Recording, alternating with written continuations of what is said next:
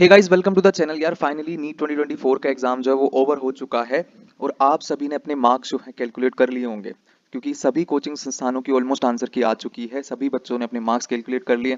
अभी आपको सच्चाई पता है कि मेरे इतने मार्क्स बन रहे हैं, प्लस माइनस 5-10 नंबर एनटीए की आंसर की आने के बाद और जो ओएमआर रिलीज होगी उसके आने के बाद। ठीक है, तो मोर और लेस आपको अपने नंबर पता है।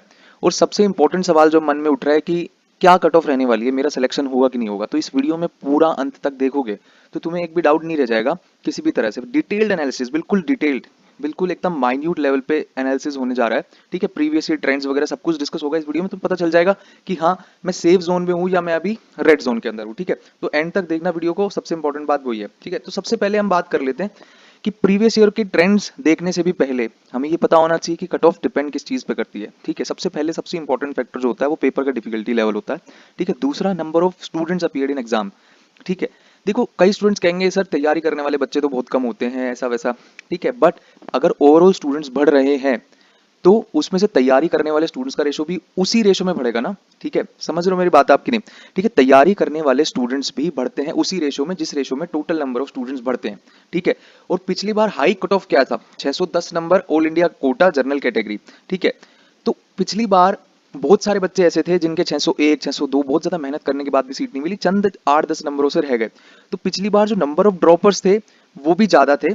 ठीक है, और ड्रॉपर्स की आप समझ रहे हो कि लेवल ऑफ प्रिपरेशन एक फ्रेशर बच्चे से काफी अच्छी होती है, ये देखा जाता है। ठीक है, तो कंपटीशन जबरदस्त तरीके से हाई हुआ है, बहुत जबरदस्त तरीके से। हमने बहुत सारे बच्चों से कल बात करी, पूरा एनालिसिस है, आप एंड तक वीडियो को देखो, आपको समझ में आएगी चीजें।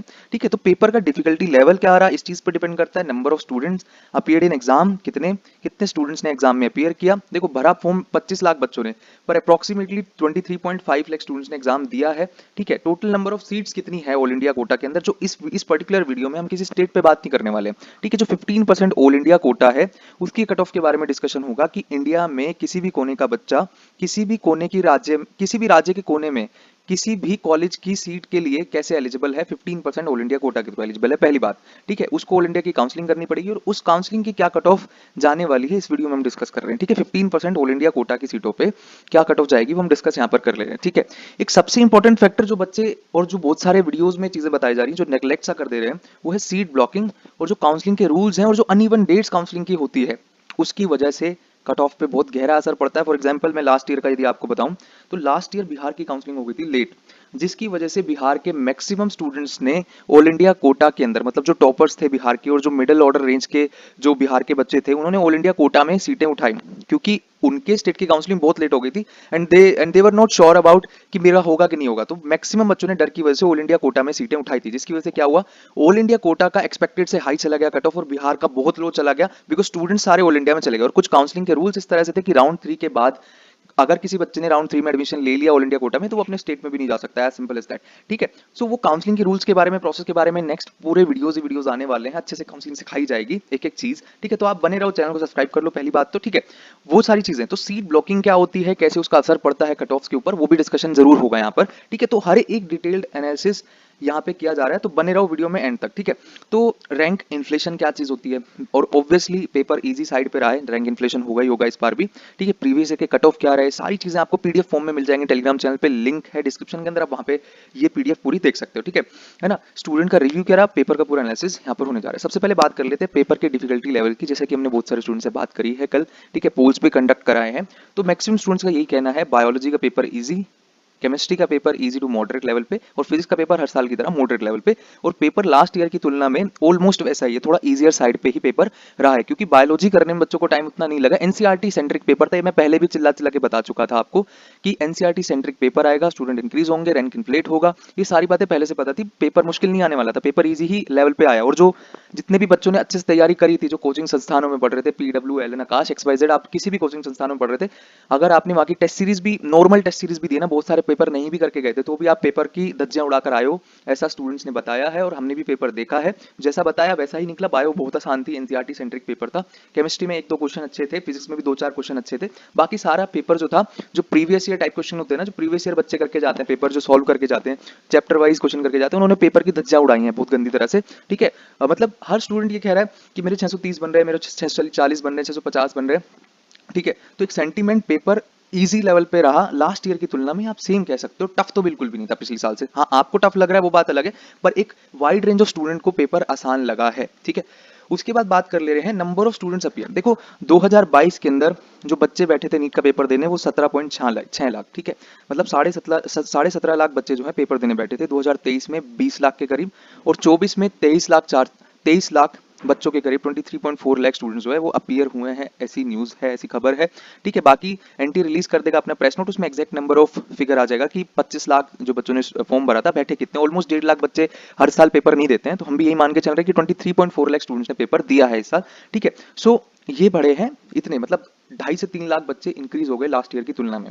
इसमें से प्रैप करने वाले बच्चों का परसेंटेज यदि 1% है, तो वो 1% बच्चे उस रेशो में भी बढ़ेंगे जिन्होंने प्रैप करी है, तो वो कॉम्पिटिशन कहीं ना कहीं इंक्रीज करेंगे, ठीक है। उसके बाद यदि हम बात करें number of seat in all India quota, देखो पहली बात तो नीट 2022 के अंदर जब काउंसलिंग चालू हुई थी ऑल इंडिया कोटा की, तो उसके अंदर 9506 सीट्स थी ऑल इंडिया कोटे में, ठीक है।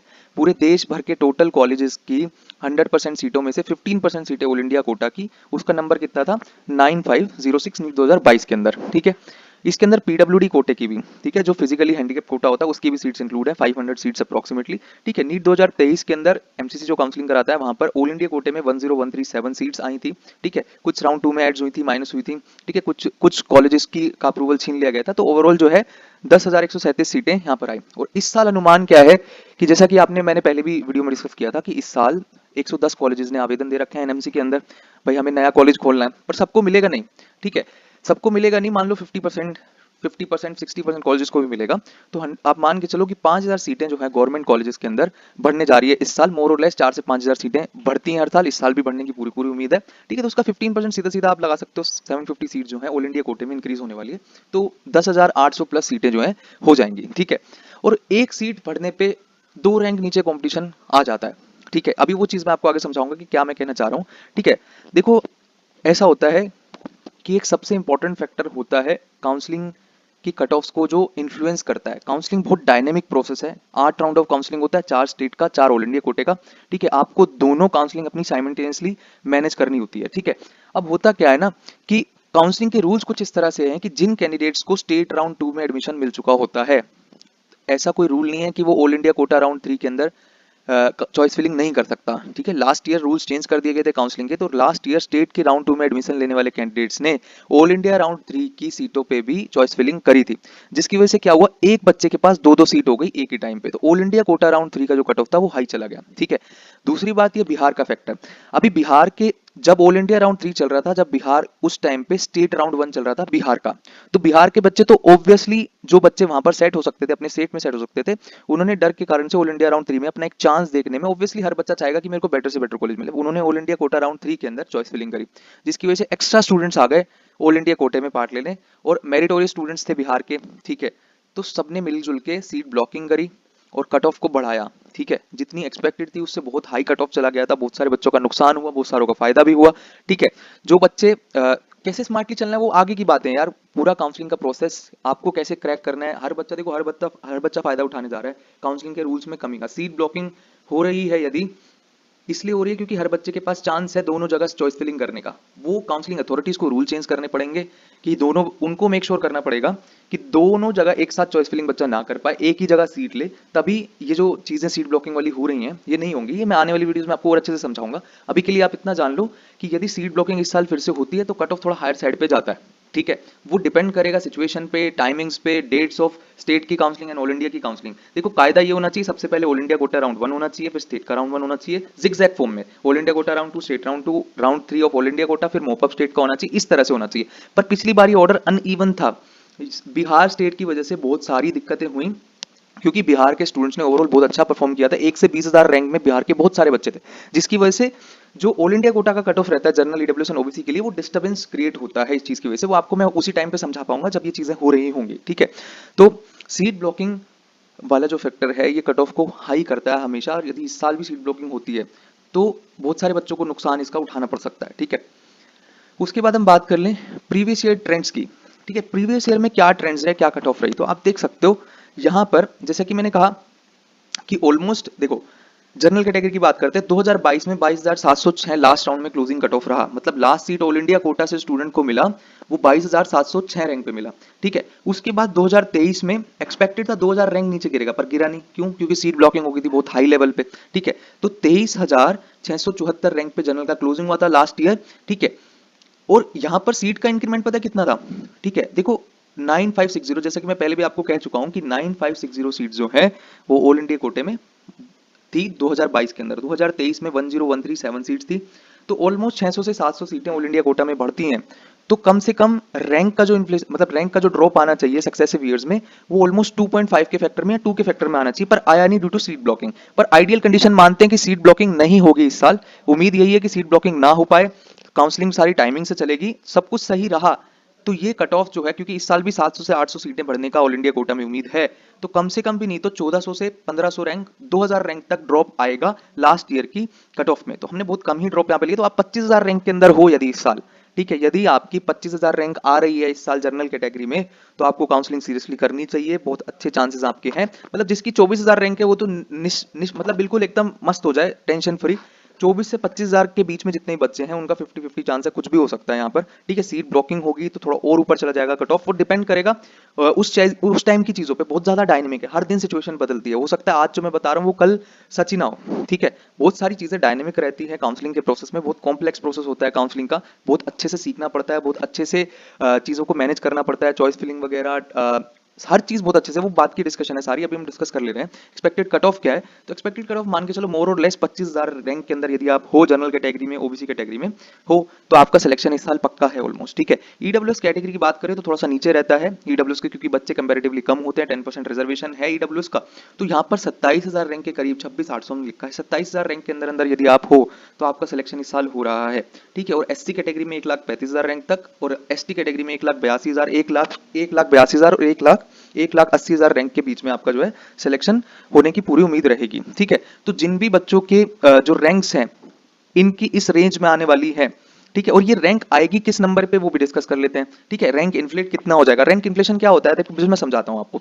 जैसे ये देखो, ऑल इंडिया रैंक 25,000, मतलब 25 टॉप 25,000 बच्चे, मतलब 25,000 रैंक 2022 में 591 मार्क्स पे आई थी, ठीक है। 2023 में 607 नंबर पे आई थी, और 2024 में एक्सपेक्टेड है 620 नंबर पे आएगी, क्योंकि रैंक का इन्फ्लेशन उसी रेट से होगा जिस रेट से 22 से 23 में हुआ था, क्योंकि पेपर ऑलमोस्ट वही है, उतने ही ऑलमोस्ट स्टूडेंट्स बढ़े, बल्कि ज्यादा ही बढ़े। तो इन्फ्लेशन भी यदि हम कैलकुलेट करने लगेंगे तो 13 से 15 नंबर का इन्फ्लेशन आएगा। इन्फ्लेशन से मेरा मतलब है रैंक सेम रहेगी, 25,000 रैंक की आएगी बच्चे की, पर उसको मार्क्स 10 से 15 नंबर फालतू लाने पड़ेंगे, 12 से 15 नंबर फालतू लाने पड़ेंगे लास्ट ईयर की तुलना में। यदि लास्ट ईयर 25,000 रैंक जो थी 607 नंबर पे थी, तो इस साल वो रैंक आएगी 620 नंबर के आसपास, और इससे ज्यादा ही हो सकता है। रैंक इन्फ्लेशन कितना हो जाएगा तो रिजल्ट वाले दिन पता लगेगा, है ना। मार्क्स वर्सेस रैंक की वीडियोस बनेंगी बहुत सारी, पर वो फर्जी है, कोई मतलब नहीं है उन चीजों का, ठीक है। क्योंकि क्या रिजल्ट आने वाला है, सारे बच्चों के कैसे पेपर गए हैं, उसका एक कॉम्बिनेशन पूरे कॉम्प्लेक्स है, मतलब कोई भी नहीं बता सकता, कोई कोचिंग संस्थान भले किसी के पास कितने भी स्टूडेंट्स हो, कोई भी एग्जैक्ट नहीं बता सकता कि क्या मार्क्स रैंक की पोजीशन रहने वाली है। मार्क्स वर्सेस रैंक के वीडियोस बहुत सारे बनेंगे, कोई मतलब नहीं उन चीजों का। मोर और लेस आप मान के चलो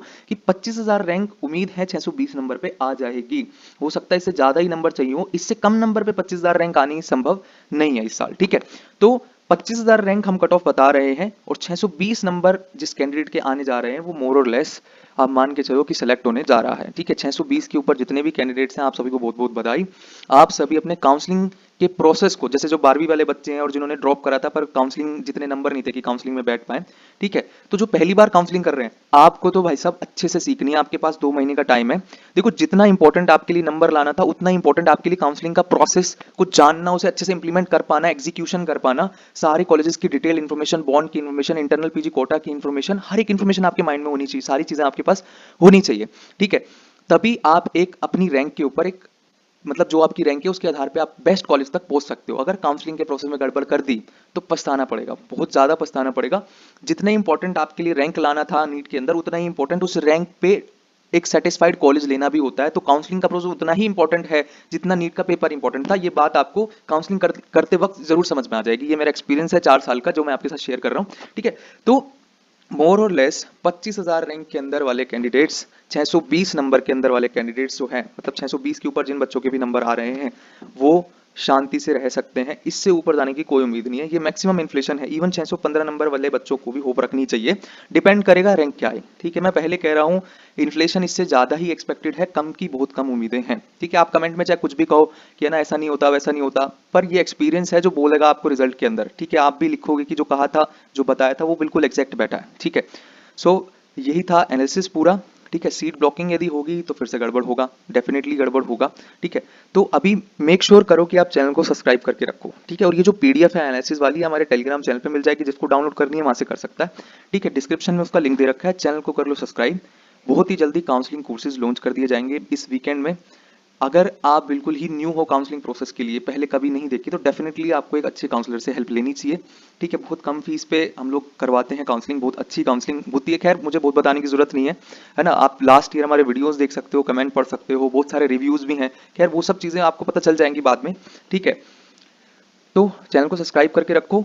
ये एनालिसिस था, ठीक है। जल्दी से जल्दी अपने मार्क्स कैलकुलेट कर लो जिसने नहीं करा है। एक माइंड क्लियर रखो ताकि आगे आपको करना क्या है, टाइम ना वेस्ट हो, है ना। आगे आपको क्या करना है, तैयारी दोबारा करनी है या कोई अदर कोर्सेज में जाना है, बीएमएस बीडीएस लेना है, वो सारी प्लानिंग अपनी करके चलो। कुछ दिन हाँ इस हफ्ते रिलैक्स करो, कोई दिक्कत नहीं है, पर बहुत जल्दी आप जो है अपनी चीजों को करना चालू करो। और जो बच्चे सेलेक्ट हो रहे हैं, जो 25,000 रैंक के अंदर आने वाले हैं, 620 के ऊपर नंबर वाले बच्चे हैं, वो अपने कॉलेजेस को कि कहाँ कॉलेज मिल सकता है, कहाँ नहीं मिल सकता, कट ऑफ क्या रहेगी, स्टेट कोटा के थ्रू, ऑल इंडिया कोटा के थ्रू, वो सारी चीजें अपनी तैयारी करना चालू करो काउंसलिंग की, ठीक है। That's all for the video. Thank you very much. All the